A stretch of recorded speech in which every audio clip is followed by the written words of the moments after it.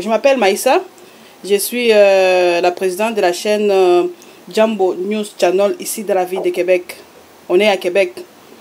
Oui. Alors, moi j'aimerais bien savoir, vous êtes le secrétaire de l'UDPS?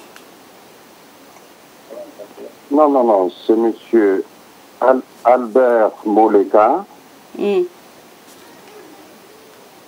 Ok. directeur de cabinet Ok.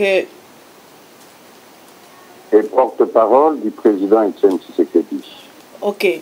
Merci beaucoup. Alors, ma première question, j'aimerais savoir pourquoi la rencontre du président Sassou et le président Tshisekedi n'a pas eu lieu, comme prévu le samedi 17 août. Qu'est-ce qui a empêché que le président Tshisekedi ne se rende pas à Brazzaville? Oui, comme je l'ai dit, j'ai eu à le dire en transmettant le message du président Etienne Tshisekedi au président Sassou. Le président Tshisekedi a eu un empêchement sérieux d'ordre personnel et les deux personnalités se sont convenues d'étudier l'organisation d'une autre rencontre dès que l'agenda du président Sassou le permettra. Et actuellement, le président Sassou il est parti en vacances d'année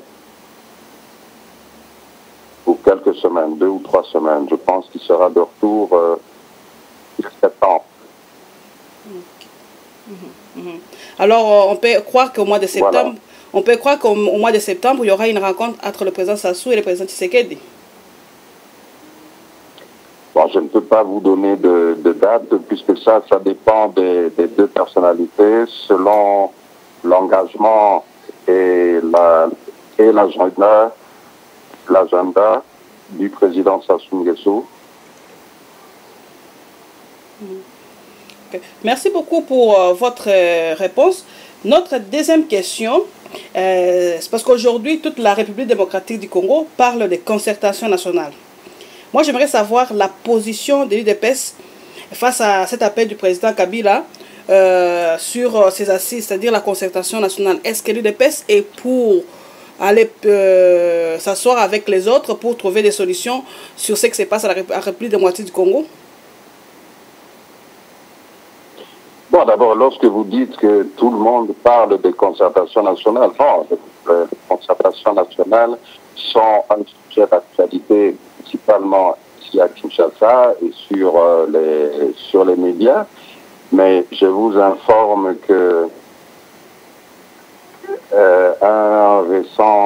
une récente étude d'opinion ici à Kinshasa a eu comme résultat que 62% des Chinois ne s'intéressent pas du tout à ces concertations du Kabila. La société civile du Nord Kivu a exprimé son opposition à ces concertations nationales. Et en général, la population sur toute l'étendue du territoire a d'autres préoccupations et d'autres priorités que des consultations nationales. Ça, c'est pour bien recadrer les choses. D'ailleurs, je pense que vous avez appris que depuis ce matin, il y a encore une résurgence de combats vers Goma, donc ce qui veut dire encore des populations congolaises en fuite, en déplacement, tuées. Ce sont les choses les plus importantes.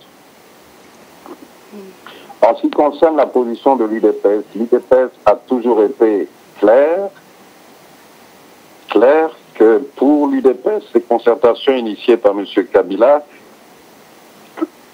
n'apporteront en rien une solution. Donc l'UDPS n'est pas concerné par ces concertations. Okay. Merci beaucoup pour cette réponse. Alors, nous savons que le président Tshisekedi, aux yeux de plusieurs, reste la solution à la crise que traverse actuellement la République démocratique du Congo. Alors, vous pouvez répéter, s'il vous plaît? Je dis, nous savons actuellement, en RDC, le président Tshisekedi reste la seule solution. C'est-à-dire il incarne beaucoup d'histoires parce que lui, il reste le seul à donner une solution à cette crise qui traverse actuellement la République démocratique du Congo. Comme vous avez parlé, la guerre à l'est de la République démocratique du Congo. Et nous avons vu aussi que le président Tshisekedi avait prêté serment lors des élections passées, les élections chaotiques qui sont passées au mois de novembre 2011. Et comme vous venez de le dire, il y a le militaire du M23 qui se bat avec les FARDC maintenant. Est-ce qu'il y a... qu'est-ce que... Je réfère à ma question. Qu'est-ce que le président Tshisekedi fait pour quand même venir à une solution pacifique à l'Est, comme lui, le président de la République démocratique du Congo? Quelles sont les démarches qu'il a fait pour que ces combats-là qui sont à l'est de la République démocratique du Congo puissent s'arrêter? Parce qu'il y a des déplacés, comme vous avez dit, il y a les femmes qui sont violées, il y a les morts parmi nos concitoyens congolais qui sont tués par ces combats. Alors j'aimerais savoir qu'est-ce que le président Tshisekedi fait pour le moment, afin que ces combats puissent s'arrêter, parce qu'il est le président quand même de la République démocratique du Congo. Oui, je crois que vous avez dû suivre le message de vœux du président Etienne Tshisekedi à la nation congolaise pour l'an 2012. Donc, le message qu'il a fait les premiers jours de janvier 2012, où il a une nouvelle fois remercié la population congolaise de lui avoir fait confiance en le votant massivement pendant l'élection. Mais il a également fait remarquer qu'il lui manquait ce qui est qualifié par imperium, c'est-à-dire la capacité de diriger principalement les forces de l'ordre, les forces armées, et avoir en main le pouvoir régalien. Or, cet imperium, M. Tshisekedi ne l'a pas encore. C'est ça le problème.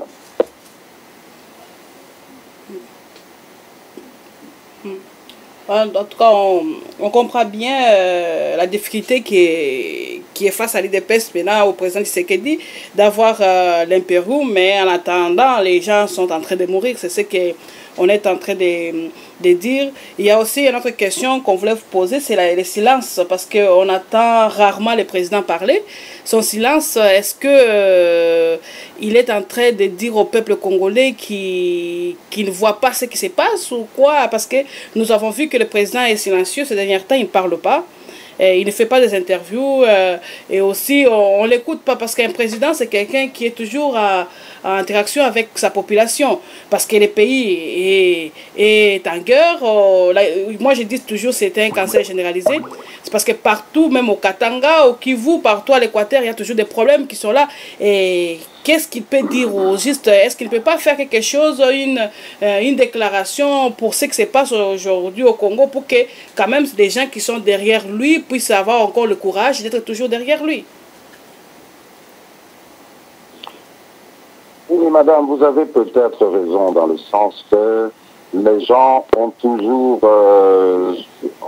comment dire, besoin et envie d'écouter leur leader parler.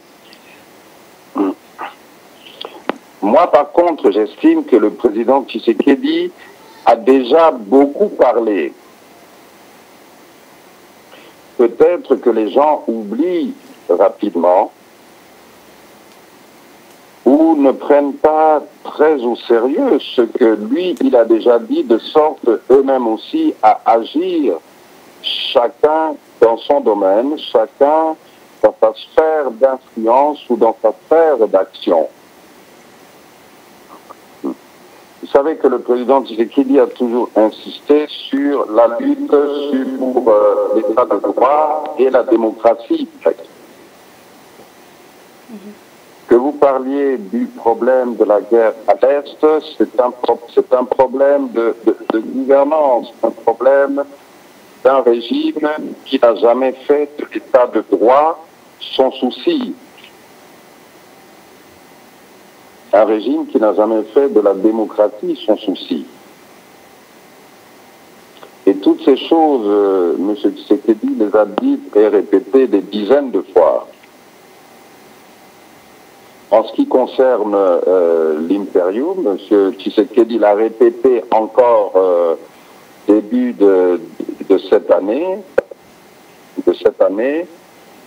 qu'il continue sa sensibilisation de la population en général et des Congolais faisant partie des forces de l'ordre en particulier. Et vous comprendrez que c'est une stratégie qui ne se fait pas dans le bruit. Et finalement, l'exécutif du parti, parce que le parti a une équipe qui gère et qui dirige au quotidien, l'exécutif du parti est chargé et mène ses actions pour conscientiser la population et atteindre les objectifs déclarés par le président.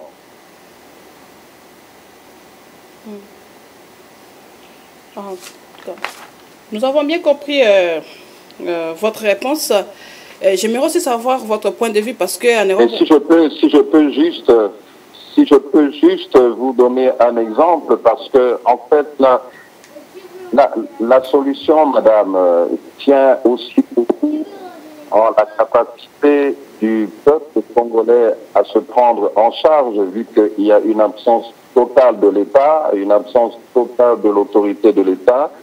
Et vous avez pu voir il y a quelques semaines la population de Goma, par exemple, se prendre en charge, prendre les choses en main, lorsque Kinshasa a voulu rappeler le colonel Mamadou Ndala. La population s'est dressée, s'est opposée à ce rappel qui ne cadrait pas avec ses intérêts, avec les intérêts de la population, de voir les FARDC, les éléments des FARDC qui veulent remplir leur serment de défendre la patrie, ainsi que les officiers qui veulent tout simplement faire leur travail.